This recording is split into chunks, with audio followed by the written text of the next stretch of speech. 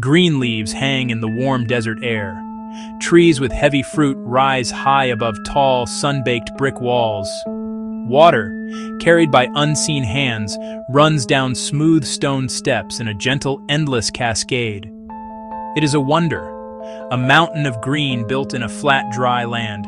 People have told this tale for thousands of years. They call it the Hanging Gardens of Babylon. They say a great king built this paradise purely for love. This king's name is Nebuchadnezzar, a ruler whose story is as much myth as it is history. Was this garden a real place of dirt and stone, or just a beautiful story?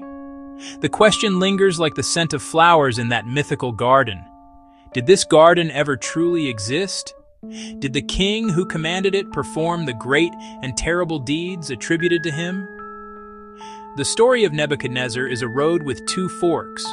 One path leads through shimmering legends, full of divine dreams and grand romance. The other is hard and dusty, paved with broken tablets and excavated foundations. We will walk down both paths. We start with vivid tales, then journey toward the cold, hard facts. To understand him, we must see both the man and the legend, sifting layers of time, separating poems from records, dreams from daily life. Let us turn the clock back to a time of bronze and iron.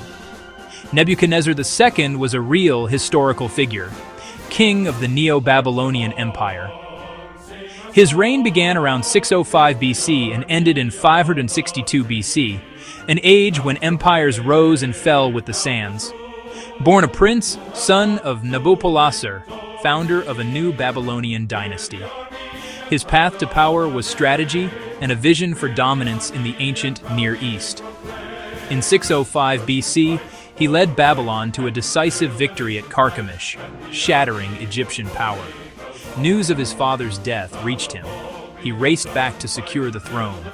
He arrived in time to be crowned, authority sealed by victory and succession. Once crowned, he proved strong and ruthless. He campaigned relentlessly, consolidating and expanding his empire through Syria, Phoenicia, and Judah. Conquest was brutal. Jerusalem fell in 587 BC, its temple destroyed, thousands deported.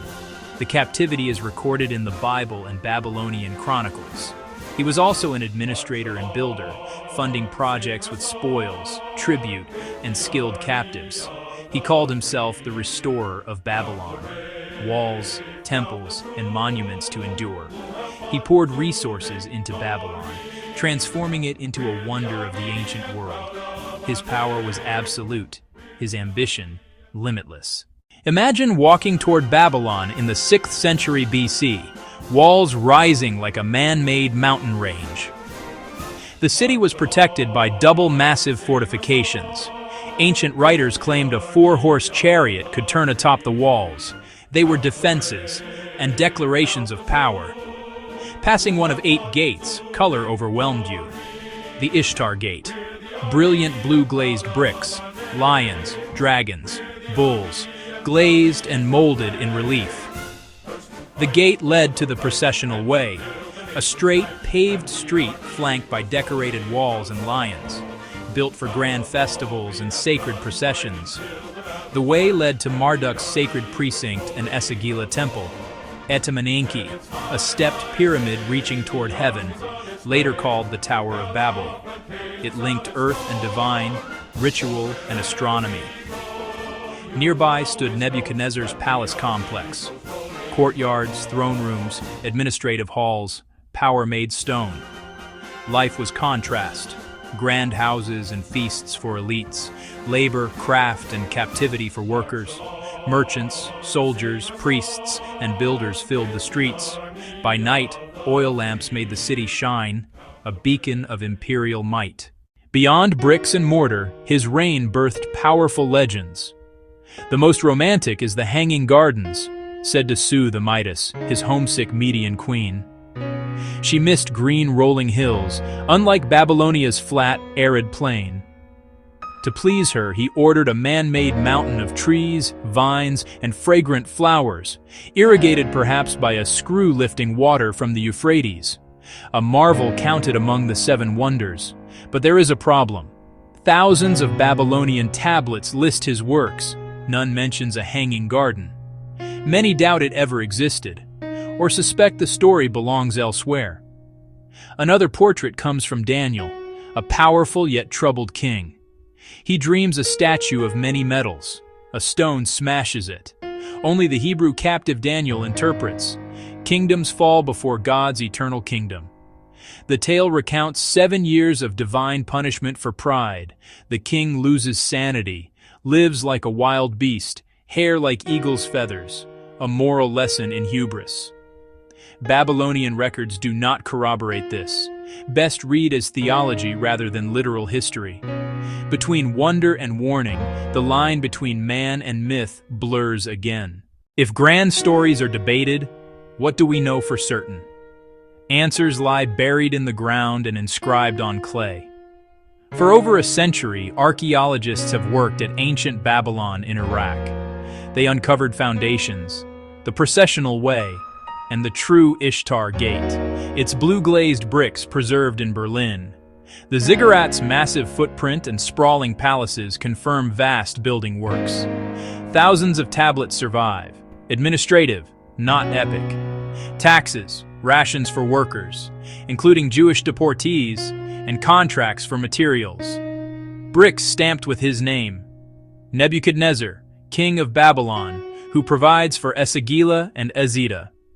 Dry records that check the legends. They detail temple restorations, canal reinforcements, and towering city walls. They reveal a highly organized bureaucratic ruler, a master of logistics and administration. Compare evidence with later myths, and a clearer picture emerges. A great builder, legends perhaps borrowed or exaggerated, some pointing to Nineveh. The biblical image endures, immense, almost terrifying power. So, who was Nebuchadnezzar? A romantic builder of paradise, an arrogant king humbled, and an efficient administrator stamping his name on bricks. The truth is, all these stories were poured into one name.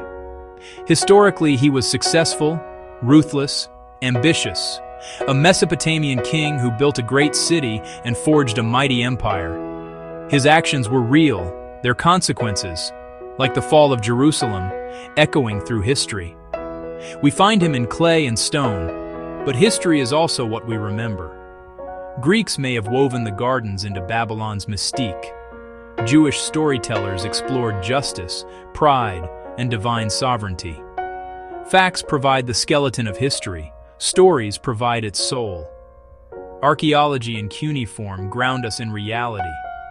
Myths reveal how people felt about power, beauty, and the divine. To understand him, we need both the ration list and the sky-born garden. He still walks between the solid earth of history and the shimmering sky of legend, a city built of brick, a memory built of stories.